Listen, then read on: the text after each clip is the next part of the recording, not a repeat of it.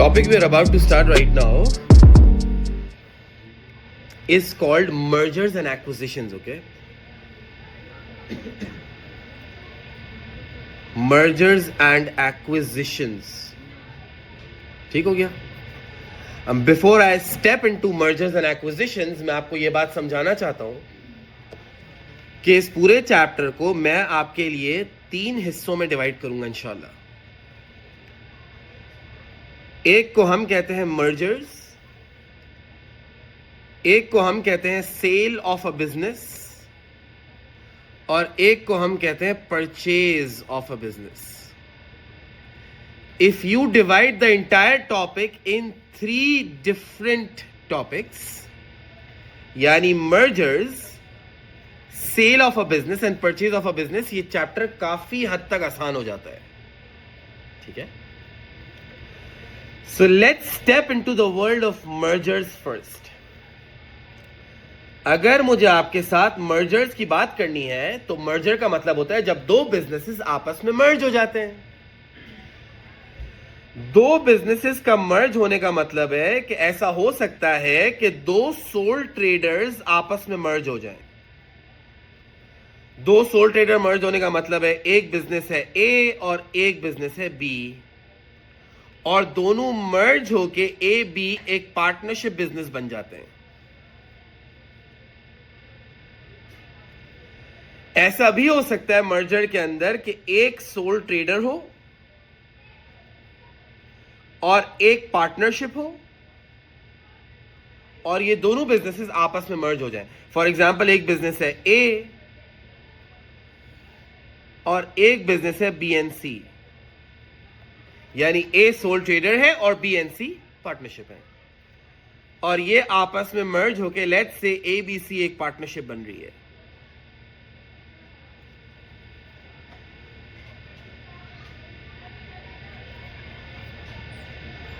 ऐसा भी हो सकता है कि 2 पार्टनरशिप बिजनेसेस आपस में मर्ज हो जाएं,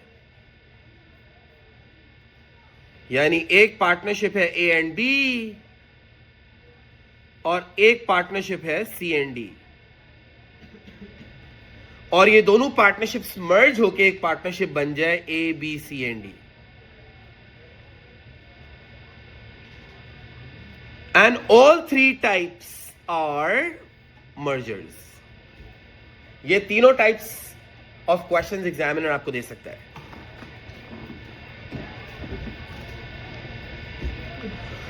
और इन तीनों सिनेरियो के अंदर एग्जामिनर आपसे डिफरेंट चीजें पूछ सकता है, लेकिन जनरली वो आपसे पूछता है SOFP यानी statement of financial position after merger, और वो आपसे पार्टनर्स कैपिटल अकाउंट भी पूछ सकता है।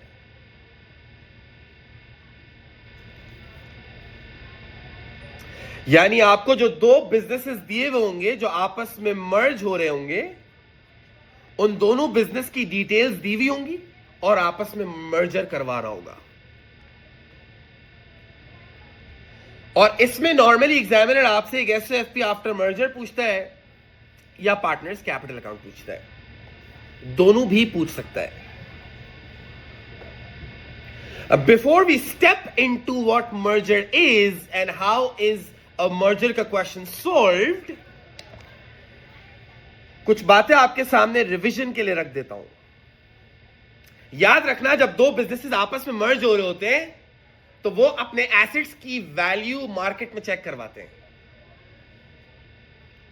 यानी अगर मैं और एक और बिजनेस बी आपस में मर्ज हो रहे हैं तो मैं उसकी बुक वैल्यूज पे भरोसा नहीं करूंगा, वो मेरी बुक वैल्यूज पे भरोसा नहीं करेगा एसेट्स की। तो हम मार्केट के अंदर उन एसेट्स को रीवैल्यू करवाते हैं।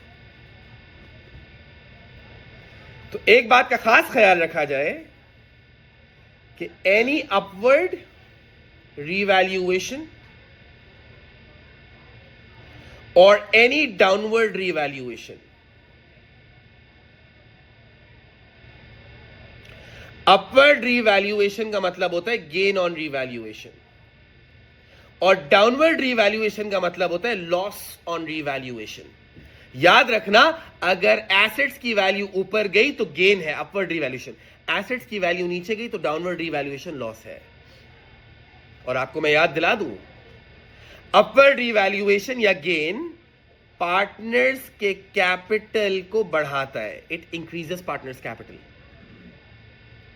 Any downward revaluation which is my loss on revaluation, ये पार्टनर्स के कैपिटल को कम करता है। यानी capital account increases because of gain on revaluation and capital account decreases because of loss on revaluation. दूसरी जरूरी बात, दोनों बिजनेसेस की इंडिविजुअल गुडविल आपको दी हुई होगी। Both the businesses will have individual goodwills, but according to IAS 38, आपको मैंने IAS 38 में सिखाया था, परचेज गुडविल तो रिकॉर्ड होती है, लेकिन इंटरनली जनरेटेड गुडविल रिकॉर्ड नहीं होती। तो जो इंडिविजुअली गुडविल दी हुई होगी बिजनेस की, इंटरनली जनरेटेड गुडविल होगी ना, ये आपके कैपिटल को तो बढ़ा देगी, लेकिन this goodwill will be written off at the time of merger. At the time of merger, goodwill is written off. Goodwill write off हो जाती है, और वो कैसे write off होती है?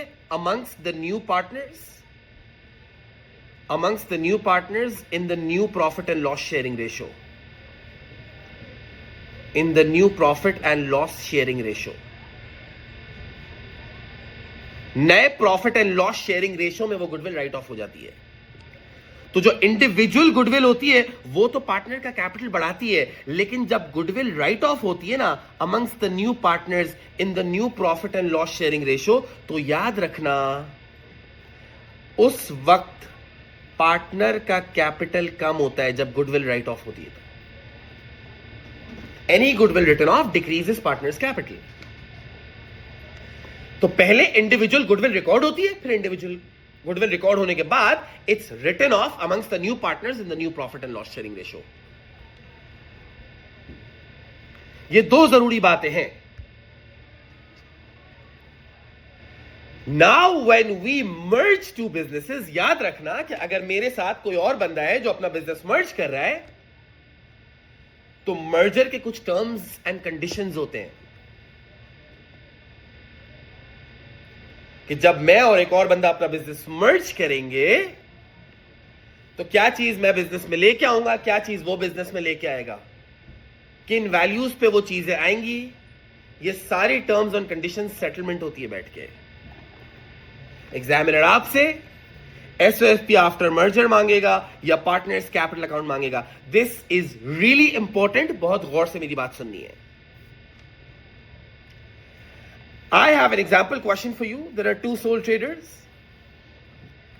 एक आदम है सोल ट्रेडर जिसकी SOFP आपके सामने दी हुई है। एक सोल ट्रेडर नूरे है जिसकी SOFP आपके सामने दी हुई है।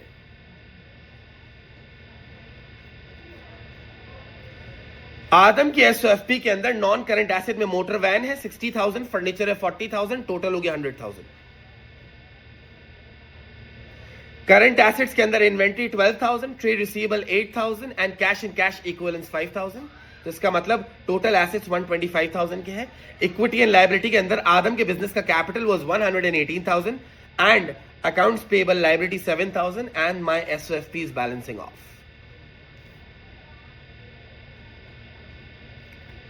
नूरे के बिजनेस की SOFP के अंदर नॉन करंट एसेट में मशीनरी है 75,000, फर्नीचर है 25,000। करंट एसेट्स के अंदर इन्वेंट्री, रिसीवेबल एंड कैश, और ये टोटल एसेट्स है।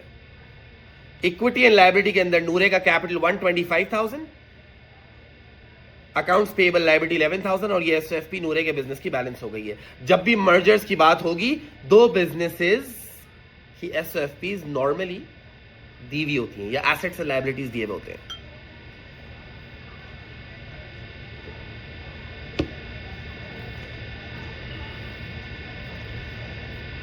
And these are the terms and conditions. Adam will not invest his cash and cash equivalents. इस मर्जर के अंदर आदम अपना कैश और कैश इक्विवेलेंस इन्वेस्ट नहीं करेगा. वो जब ये मर्जर होगा तो अपना कैश एंड बैंक इन्वेस्ट नहीं करेगा, वो अपने साथ घर लेके जाएगा.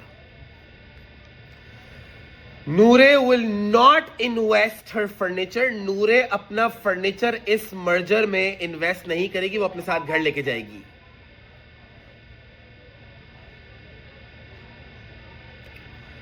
और जाहिर है हमारे एसेट्स मार्केट में रीवैल्यू होंगे. Motor van was revalued at 46,000. आप देख सकते हो कि आदम की मोटर वैन $60,000 की थी. It's now revalue to 46,000. Machinery जो नूरे की थी वो 75,000 की थी. जब मार्केट में रीवैल्यू किया तो पता चला $90,000 की है. आदम के बिजनेस की गुडविल वॉज 20,000 एंड नूरे के बिजनेस की goodwill was $30,000. The new partnership business will have profit and loss sharing ratio 1:1, equal profit and loss sharing ratio होगा, and then all other assets and liabilities were taken over at book value. दोनों businesses की बाकी जितनी assets है वो take over हो गए हैं, यानी मर्ज हो गए हैं एट द बुक वैल्यूज. बाकी दोनों बुक वैल्यूज पे टेक ओवर हुए.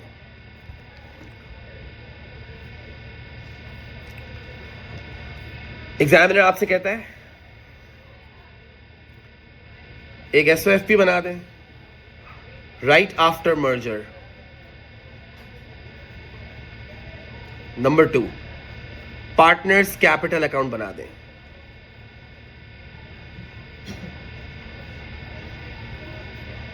Okay, let's make an SOFP right after merger for Adam and Noore. जिन दोनों का बिजनेस आज मर्ज हो गया है and they are now business partners. Profit and loss sharing ratio equal. सबसे पहले non current assets. Motor van थी तो 60,000 की, लेकिन जब उसको रीवैल्यू किया था तो वो 46 की हो गई थी.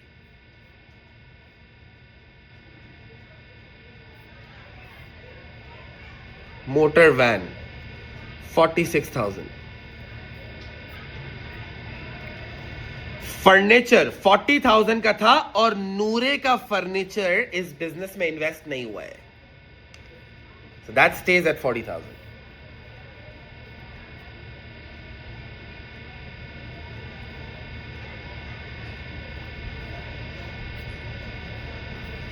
मशीनरी जो नूरे की थी 75,000, it is now revalued to 90,000. Machinery अब 90,000 पे रीवैल्यू हो चुकी है. कैलकुलेटर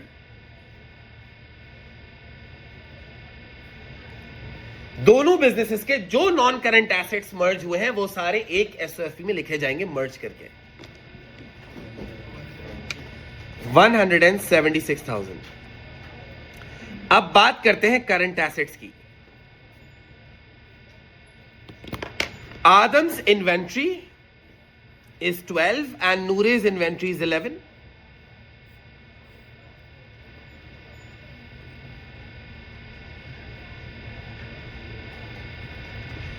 ये हो गया 23,000. And now it's trade receivables. Adam's trade receivable 8,000. Noore's trade receivable 19,000.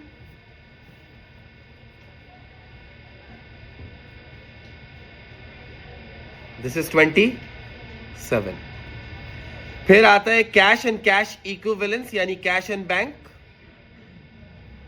आदम अपना कैश इस बिजनेस में इन्वेस्ट नहीं करेगा, वो घर लेके जाएगा. और नूरे का कैश इस बिजनेस में इन्वेस्ट होगा 6,000.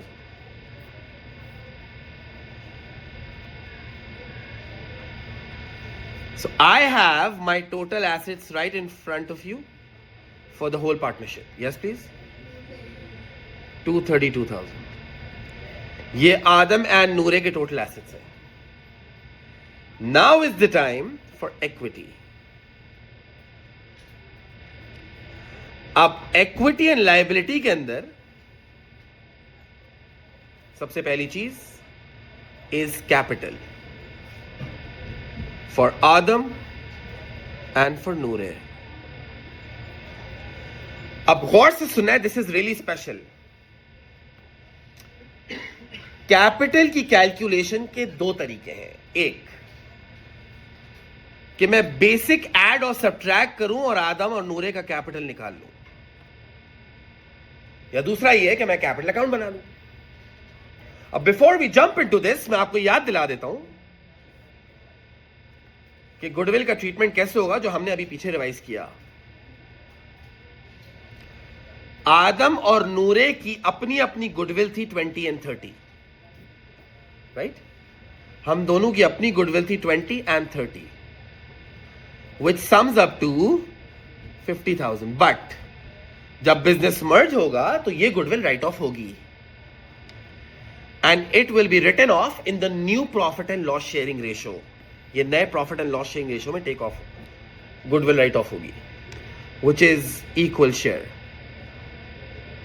That will be 25 and 25. अब एक तरीका तो ये है कि आप जनरली कैपिटल की कैलकुलेशन एड सब्ट्रैक्ट से कर लो, which is very easy. देखो, Adam's capital was $118,000.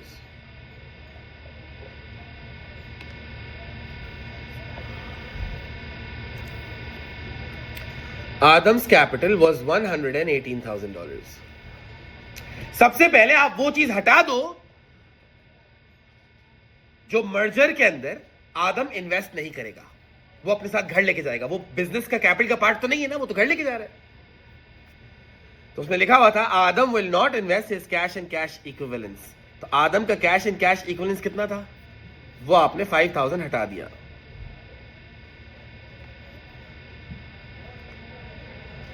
उसके बाद वन बाय वन आदम की मोटर वैन 60,000 की थी, विच वॉज रीवैल्यू टू 46। 60,000 की चीज डाउनवर्ड रीवैल्यू होके 46,000 पे आ चुकी है। इसका मतलब आदम को मोटर वैन के ऊपर 14,000 का लॉस ऑन रीवैल्यूएशन हुआ है। Loss on revaluation will decrease Adam's capital. बताया था ना आपको, any loss on revaluation decreases partner's capital. अगली चीज, आदम की गुडविल कितनी थी, 20,000।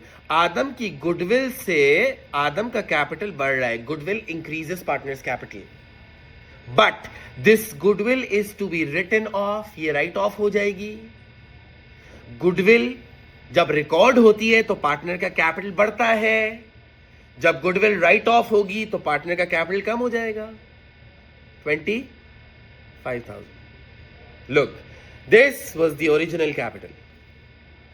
उसके बाद ये जो कैश एंड कैश इक्विवेलेंस उसने इन्वेस्ट नहीं किया, माइनस हो गया। लॉस ऑन रीवैल्यूएशन माइनस हुआ क्योंकि वो कैपिटल को कम कर रहा है, माइनस हो गया।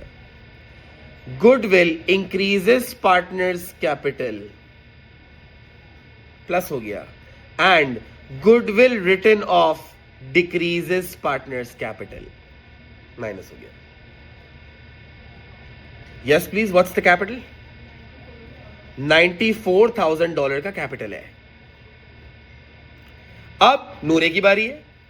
नूरे का original capital of his business, of her business was $125,000। सबसे पहली चीज, नूरे जो इस मर्ज करके पार्टनरशिप में इन्वेस्ट नहीं कर रही, अपने साथ घर लेके जा रही है, वो माइनस कर दो।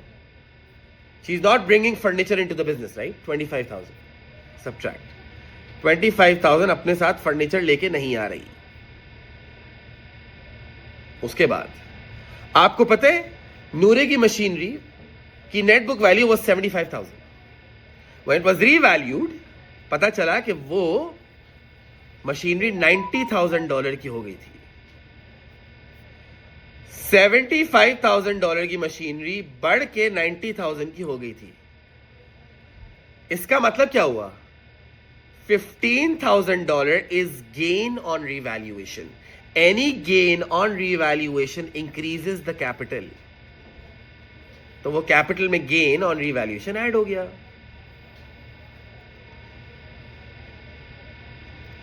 उसके बाद नूरे की गुडविल 30,000 थी. जब गुडविल रिकॉर्ड होती है तो कैपिटल को बढ़ाती है, ऐड होगी. लेकिन वो गुडविल 25,000 से राइट ऑफ हो गई थी. इसका मतलब राइट ऑफ गुडविल का मतलब है कैपिटल कम हो जाता है.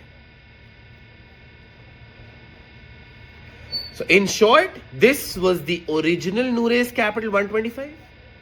ये वो अपने साथ फर्नीचर लेके नहीं आई थी, घर ले गई तो माइनस हो गया. ये उसका गेन ऑन रीवैल्यूएशन था मशीनरी पे. 30,000 उसकी गुडविल रिकॉर्ड हुई थी जिसने पार्टनर के कैपिटल को बढ़ाया, और ये गुडविल राइट ऑफ हो गई, पार्टनर के कैपिटल को कम कर दिया. Can we have Nooray's final capital please? 120,000. So Adam's capital is 94 and Nooray's capital is 120.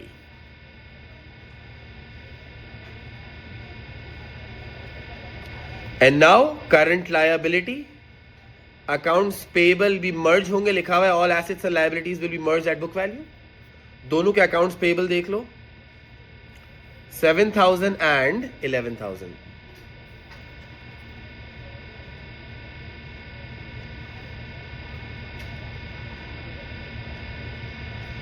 SFP balance हो जाएगी.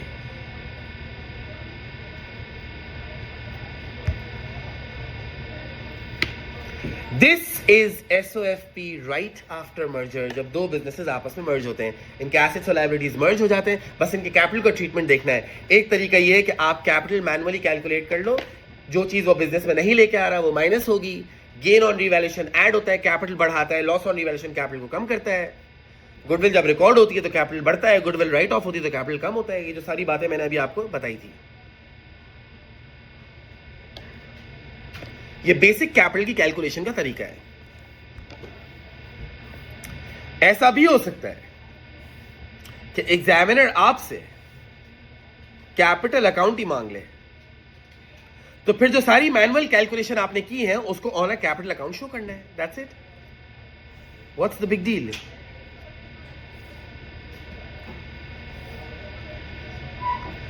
Partners capital account. This is Adam's and this is Noore. Adam and Noore. याद रहे कि capital increases on the credit side and capital decreases on the debit side. सबसे पहले balance brought down.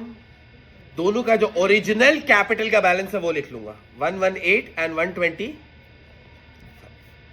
118,000 and 125,000. First things first, आदम अपना cash and bank invest नहीं कर रहा, घर लेके जाएगा. नूरे अपना फर्नीचर इन्वेस्ट नहीं करी, 25,000 का घर लेके जाएगी. आदम 5,000 कैपिटल से कम करेगा, घर लेके जाएगा, और नूरे 25,000 का फर्नीचर घर लेके जाएगी. So cash and cash equivalence 5,000 Adam invest नहीं कर रहा, घर लेके जा रहा है, कैपिटल कम हो गया. फर्नीचर नूरे इन्वेस्ट नहीं कर रही, घर लेके जा रही है 25,000.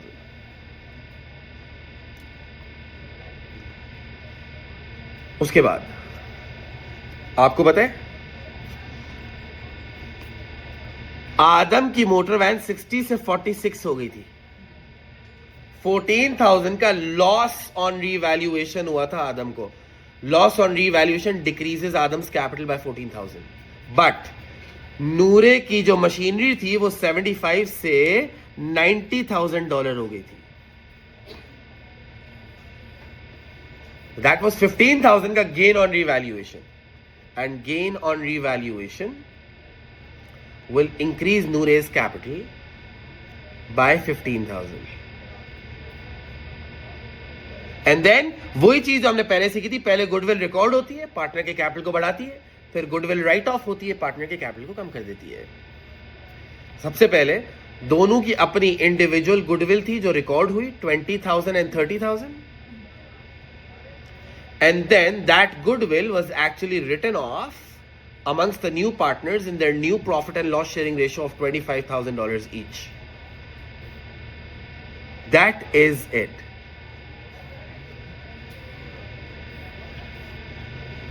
आप टोटल कर सकते हैं.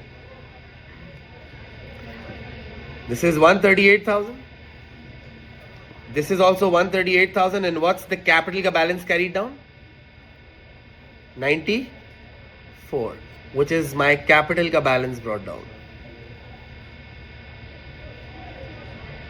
And then Noore, 170,000. क्या बचा? $120,000 का balance carried down and brought down. So this was your actual balance. जो आपने यही बैलेंस यहां पे SOFP के अंदर यूज करना होता है, जो मैंने आपको कैपिटल अकाउंट से भी निकाल के दिखाया और फिर उसके बाद मैंने आपको मैनुअली भी दिखा चुका हूं.